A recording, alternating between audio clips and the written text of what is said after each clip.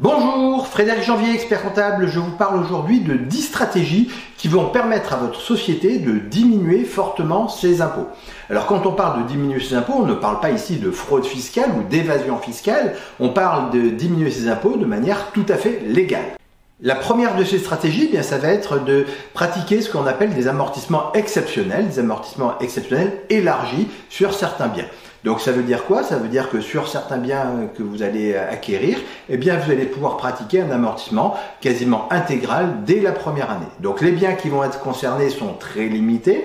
Vous avez tout ce qui va être investissement dans le numérique, ça c'est la première des choses. Ensuite, ça va être des investissements dans la décarbonation de votre outillage de production. Ça va être les investissements dans les véhicules propres, donc les véhicules électriques. Et puis, en nouveauté en 2025, ça va être les investissements en matière de télétravail, donc tout ce qui va faciliter le télétravail de vos salariés.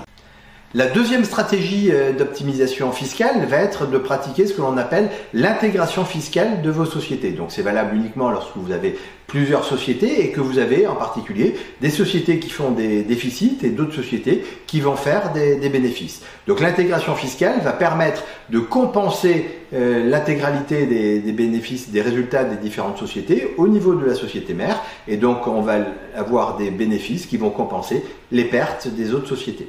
L'intérêt, il est évident, on va avoir beaucoup moins d'impôts sur les sociétés à payer. Cette possibilité est offerte à plusieurs conditions. Il faut d'abord que vous soyez propriétaire de 95% du capital des sociétés qui vont être intégrées fiscalement.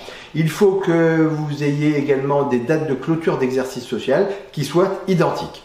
Cette faculté d'intégration fiscale se fait sur option uniquement, et c'est une option qui est valable pendant 5 ans.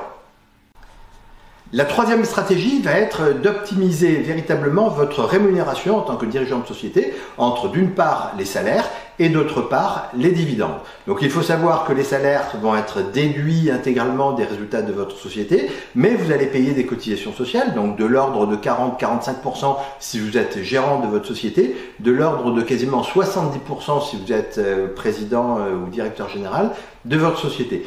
À l'inverse, les dividendes, eux, ne vont pas être déduits des résultats de la société, mais vont vous permettre de payer ce qu'on appelle la taxe flat, donc une imposition réduite au niveau de votre impôt et de vos cotisations sociales, réduite à 30% simplement. Donc, pour bien diminuer vos impôts, il va falloir optimiser entre d'un côté les dividendes et de l'autre la rémunération.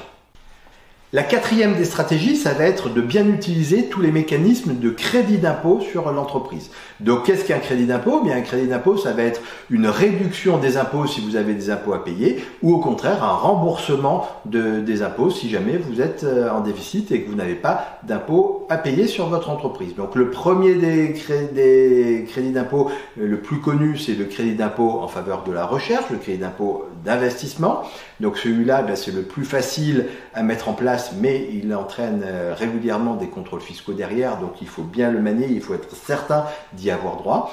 Vous avez un deuxième crédit d'impôt qui est très largement utilisé par les chefs d'entreprise, c'est le crédit d'impôt formation du chef d'entreprise. Vous avez également toute une série d'autres crédits d'impôt. Je vous invite donc à nous contacter si vous voulez connaître l'intégralité de ces crédits d'impôt.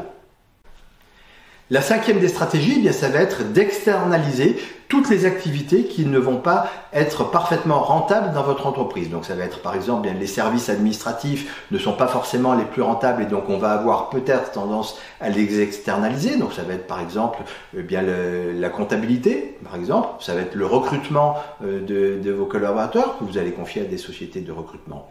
Ça va être également, sur les outils de production, le fait de faire de la sous-traitance de certaines activités, soit parce que vous n'avez pas les compétences, mais surtout parce que c'est des activités qui ne seront pas forcément rentables pour l'intégralité de votre entreprise. La sixième des stratégies, rejoint celle que l'on a vue tout à l'heure avec l'intégration fiscale, ça va être le fait de constituer ce qu'on appelle une holding animatrice. Donc une holding animatrice, c'est quoi? C'est une holding, mais qui va avoir des activités professionnelles et notamment ce que l'on va appeler des facturations de management fees, donc des activités de gestion des autres entreprises. Donc il faut être très précautionneux lorsqu'on va mettre en place cette société holding animatrice, puisque le fisc veille effectivement à ce que ces travaux soient réellement exécutés au sein de la société mère. L'avantage, eh bien, c'est que ça va permettre éventuellement de faciliter des transmissions de sociétés et ça va permettre rapidement de faire ce que l'on disait tout à l'heure, l'intégration fiscale de votre groupe. La septième des stratégies, eh bien, ça va être d'optimiser complètement les dépenses en matière de charges, d'amortissement et de provision. Donc tout d'abord dans les charges, eh bien, on fera attention de prendre plutôt des investissements qui vont pouvoir passer directement en charge sur votre entreprise. On va amortir très rapidement les biens de manière là aussi à ce qu'ils passent plus rapidement en charge. Et puis au niveau des provisions, eh bien, on va veiller très attentivement à l'état de vos stocks, à l'état de vos créances clients, de manière à provisionner au maximum les clients qui ne paieraient pas. Il faut faire attention, le fisc là aussi veille et donc on fera attention de bien documenter l'intégralité des provisions que l'on va constituer sur son entreprise. La stratégie numéro 8 eh bien, va être de financer vos investissements, non pas par une acquisition en biens propres, mais plutôt par du crédit bail. Pourquoi ? Bien parce que si vous achetez vos biens directement avec votre trésorerie, eh bien d'un côté, vous n'allez pas pouvoir déduire l'intégralité de l'acquisition sur les résultats de votre entreprise, ils vont s'amortir dans le temps simplement, et eh bien, vous allez sortir de la trésorerie et vous n'aurez pas après une déduction directe de votre résultat. Donc vous allez payer en plus des impôts sur les bénéfices qui n'auront pas été diminués.